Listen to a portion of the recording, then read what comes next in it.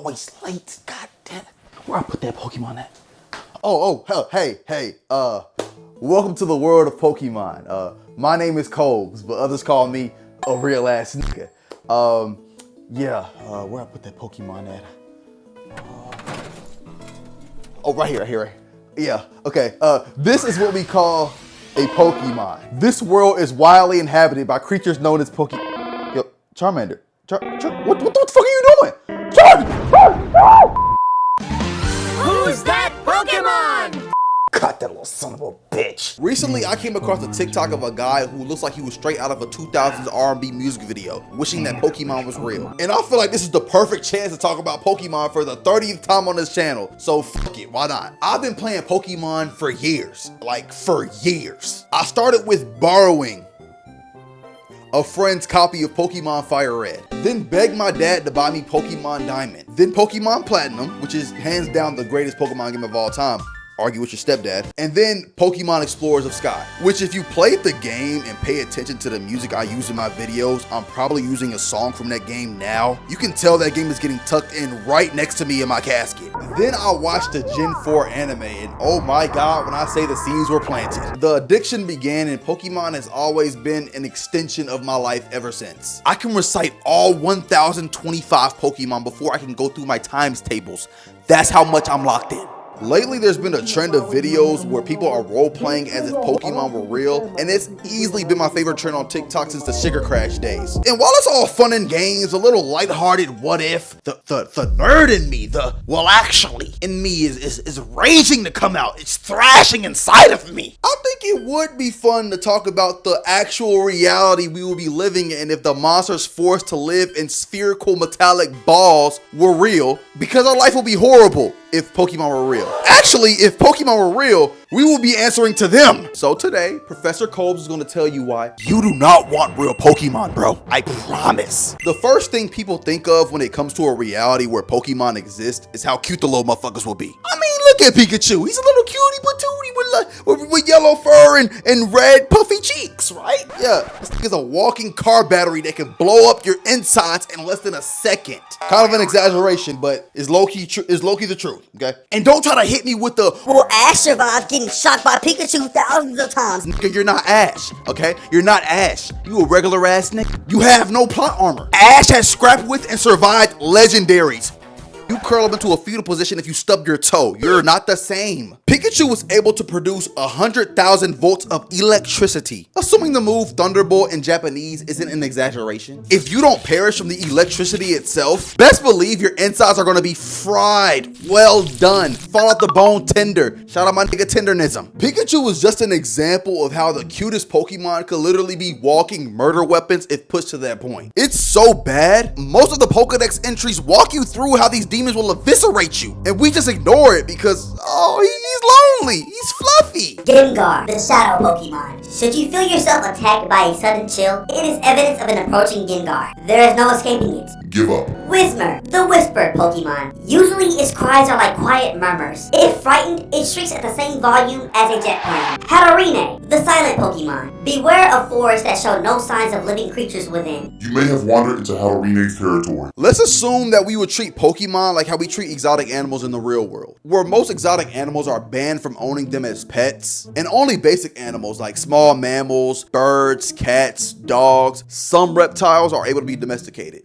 Even that will be a problem just off the moves that these monsters learn naturally. You adopted a Purugly from a shelter. Okay, look at you being a good person. You know when you adopt an animal, it's not always gonna be cool with you from the jump. The adopted Purugly, it doesn't like the food that you gave it. So guess what it does? Double edges through the wall to get to the neighbor's trash can. But the neighbor's Whooper didn't like seeing your fat ass Purugly go through their trash can. So it uses Earthquake. Now, not only do you have a gaping hole in your wall, an injured pet, now the entire neighborhood is shaking. Houses are destroyed, all because you couldn't handle your Garfield. And that's just the everyday housing housing stuff you're gonna have to deal with. The massive mounds of shit. The destroyed, possibly singed furniture, depending on what the fuck you got in that house. The normal pet stuff, right? Next, let's talk about the main aspect of Pokemon besides enslaving them all. In the Pokemon world, battling is seen as a form of communication. Got beef with the opposition? Up that Pokeball, let's get to it. You wanna get your next gym badge, don't you? So you have an excuse to see Cynthia fine ass? You better have those 4 swords and revives. You somehow made it to the ruins of a legendary Pokemon that's main objective is to guard the Earth's ozone layer. I don't know how the fuck you got up there. Yeah, that's a question for another day.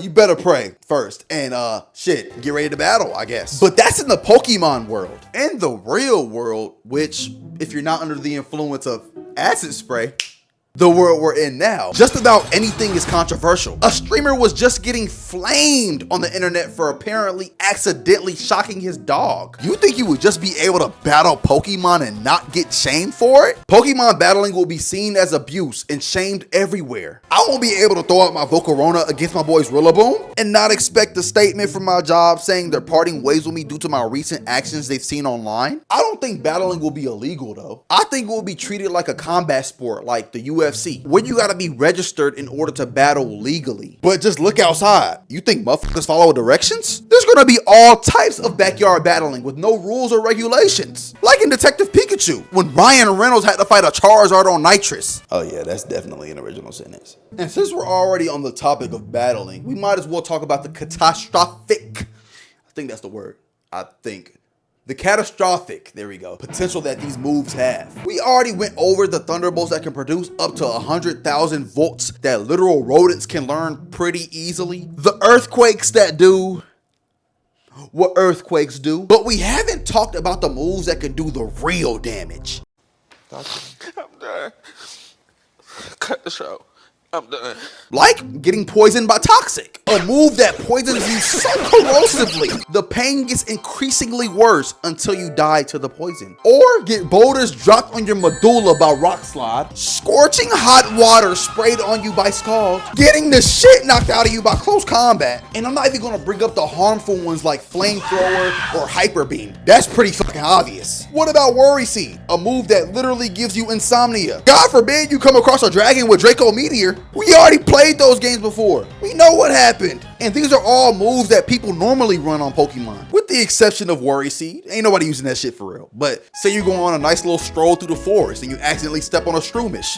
Good luck with taking melatonin for the rest of your life. Just the simple idea of battling will be a huge issue considering how hard some people go for battling. Putting heavy ass weights on a baby Froakie. I'm talking right out the womb, force feeding it vitamins and having it fight a specific species of Pokemon to extinction just to make sure it's competitively viable. Mass breeding a poor Pokemon with 9 pounds of mysterious Play-Doh because apparently the way a Pokemon acts can affect how strong it is in some aspects. I don't know, I'm just a professor. Some people even go to the extent of affecting their Pokemon with Pokemon AIDS because apparently that also makes it stronger. I don't know, I quit.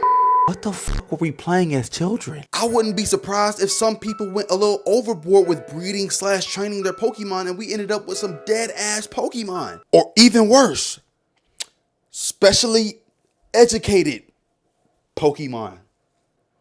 Just look at the poor dogs that people call themselves breeding in real life. Niggas is breeding Jeff the Shark. I'm not trusting that process. And speaking of criminal activity, the crimes that people would commit if Pokemon existed would be unspeakable. You know, I hate to keep bringing up the games because we're talking about real life hypotheticals, but a criminal organization that steals Pokemon just to sell them will be the least of our worries. Every crime ever committed will be increased in some way, shape, or form. Walter White was going crazy with just a lab and some beakers. Imagine the damage he would do with a Venusaur and a Coughing. Getting robbed at gunpoint was pretty chill until we threw Inteleon to the mix. And with crime getting crazier now with Pokemon in the equation, that will require the authority to have even stronger Pokemon just to combat the evil doing. And we know the last thing anybody with authority needs is more firepower. And that's only going to serve as a major inconvenience for who?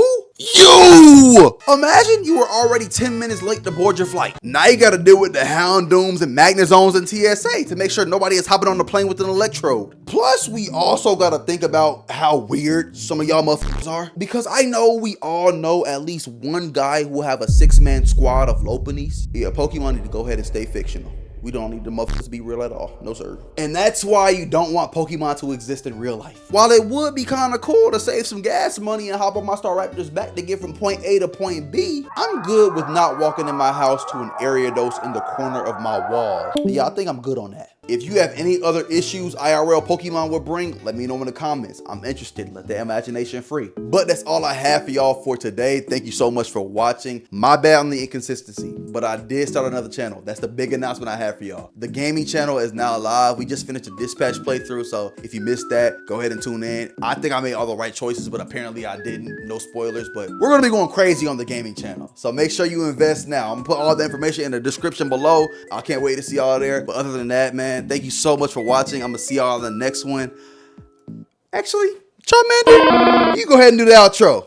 Go ahead. God, I told you not to do that.